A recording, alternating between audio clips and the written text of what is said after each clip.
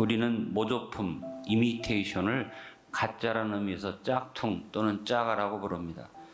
이 물건만 짝퉁과 짜가가 있는 것은 아니라 사람도 겉모습만 그럴듯하게 보일 뿐 그 내면은 겉모습이나 직함이나 가진 어떤 지위에 달리 거짓된 사람들이 있습니다. 그런데 여러분, 놀라운 것은 오늘 우리 교회에도 짝퉁 짜가 신앙인이 너무도 많이 있다는 사실입니다. 일명 교인이라 하지만 종교인을 말합니다. 전형적인 짝퉁 종교인의 모습이 오늘 본문 속에 나옵니다.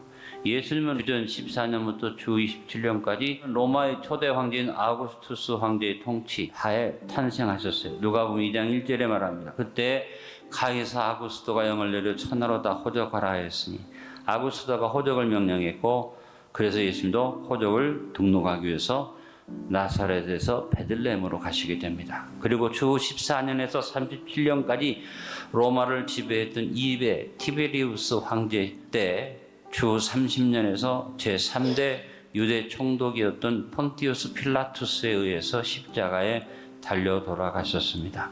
3차에 걸쳐서 활발하게 복음을 전했던 바울은 5대 네로 황제가 통치하던 때 유대 총독이었던 본문의 벨릭스로 표기된 안토니우스 펠릭스에 의해서 가이사랴에서 구금 생활을 2년 동안 하게 됩니다. 빌라도 총독은 5대 총독이었고 벨릭스는 주 52년부터 60년까지 유대를 다스렸던 11대 총독이었습니다. 바울이 가이사랴에 구금되었을 때 벨리스 총독의 아내는 본문 24절에 소개된 대로 유대 여자 드루실라라는 여자였습니다.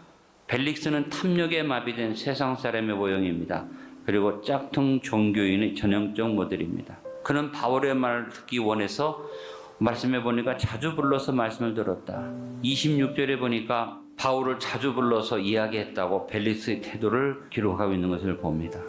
자, 놀라운 것은 벨릭스와 드루실라는 바울에게서 말씀을 자주 들었으나 아무런 변화도 회개도 없었던 사람들이라는 겁니다.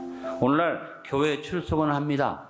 자신의 이익과 복만을 추구할 뿐 믿음이 없는 짝퉁 종교인의 모습입니다. 벨릭스와 드루실라에서 여러분, 짝퉁 신앙인 짜가 종교인의 모습을 찾아보십시다.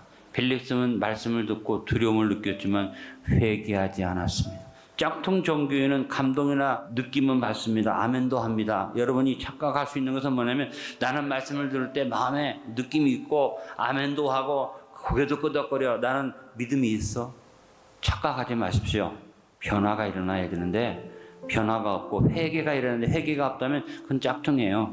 진정한 신앙인은 말씀이 자신을 찌를 때 회개하고 믿음의 세계에 발을 내딛게 됩니다. 사도행전 3장 19절에 말합니다. 그러므로 너희가 회개하고 돌이켜 너희 죄 없이 함을 받아라. 이같이 하면 새롭게 되는 날이 주 앞으로서 이룰 것이라고 말씀했습니다.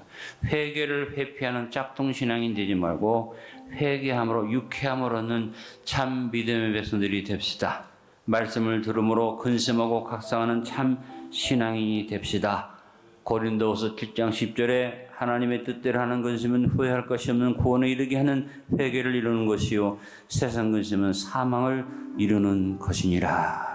오늘 말씀 여러분을 괴롭게 하고 번민하게 하고 아프게 찌른다면 그 사람은 복받은 백성이다. 따라합니다. 회개하고 구원의 자리에 서서 하나님 자녀의 평안을 누리자.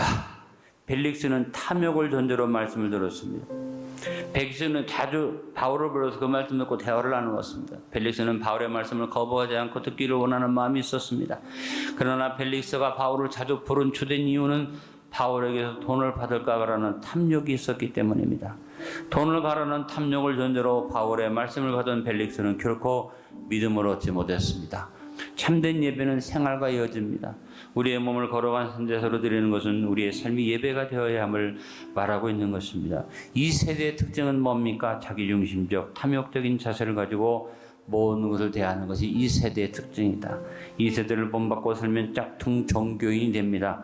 진품 신앙에는 오직 마음을 새롭게 함으로 변화를 받아 하나님의 선하시고 기뻐하시고 온전한 뜻이 무엇인지 분별하는 삶을 삽니다. 벨릭스는 무책임한 총독이었습니다. 벨릭스는 바울의 무죄를 압니다. 오랫동안 유대를 통치했기 때문에 문제의 핵심을 파악하고 있습니다. 충분히 대제사장과 유대인들이 바울을 억울하게 모함했다는 사실을 누구보다도 잘 알고 바울이 억울한 자리에 있다는 걸 이해한 사람입니다. 그런데 벨릭스가 진정으로 총독으로서의 책임감을 가지고 어려운 판결을 했다면 바울을 당장 석방하는 것이 마땅한 것입니다. 그러나 그는 바울을 아무런 이유도 없이 가이사랴에 부려두었습니다. 어떤 책임도 지기를 거부하는 짝퉁 종교인들이 바로 벨릭스 같은 신앙인들입니다. 말씀을 분명하게 합니다. 하나님을 충분히 이해합니다. 근데 실천하지 않고 현실에 타협하는 사람들, 말씀 듣기는 좋아하면서도 신앙에 어떤 책임도 지지 않으려고 하는 사람들이 바로 짜가 신앙인들입니다. 벨릭스는 기회주의자였습니다. 벨릭스는 바울의 무죄를 알면서도 유대인들이 두려워 석방해 주지 않았습니다. 반면에 바울이 가진 로마 시민권이 두려워서 바울을 유대인들에게 내주는 것도 아닙니다. 양쪽에 걸쳐서 이쪽도 저쪽도 아니고 무려 2년 동안이나 감옥에 가둬놓고 이것도 아니고 저것도 아닌 기회를 노리는 사람이 벨릭스였다. 벨릭스는 부도덕하고 무책임한 기회주의자였습니다. 신앙에는 결단이 필요합니다. 단호하게 세상을 단절시키는 참 신앙인이 됩시다. 기회주의적인 딱총 신앙인의 모습을 단호히 버리고 오직 하나님만 섬기는 참 믿음의 사람들이 됩시다. 벨릭스와 같이 부도덕하고 무책임한 기회주의적인 자세를 버리고 주님의 말씀에 순종하여 단호하게 신앙의 결단을 내리고 영생의 길을 선택해서 말씀대로 행하는 진품 신앙이 되므로 여러분 명품 신앙인으로 인정받게 될 수 있기를 축원합니다. 오늘 말씀의 결론을 맺습니다. 듣기만 하고 실천하지 않는 짝퉁과 짜가가 되지 맙시다. 벨릭스와 같이 찔림이 있어도 회개치 아니하는 짝퉁 신앙의 모습을 단호하게 버립시다. 탐욕에 젖어서 자기중심적인 소원과 기도에 집착하는 이기적인 짝퉁의 모습을 벗어버립시다. 받을 것만 바라보고 자신의 의무는 생각하지 않는 무책임한 짝퉁의 모습을 청산합시다.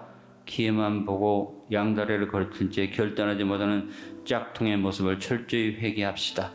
짝퉁 종교인의 자리를 벗어나서 진품 신앙인으로 철저히 회개하고 순전한 마음으로 책임을 다하며 오직 하나님만을 섬기기를 결단하는 명품 성도들이 됩시다.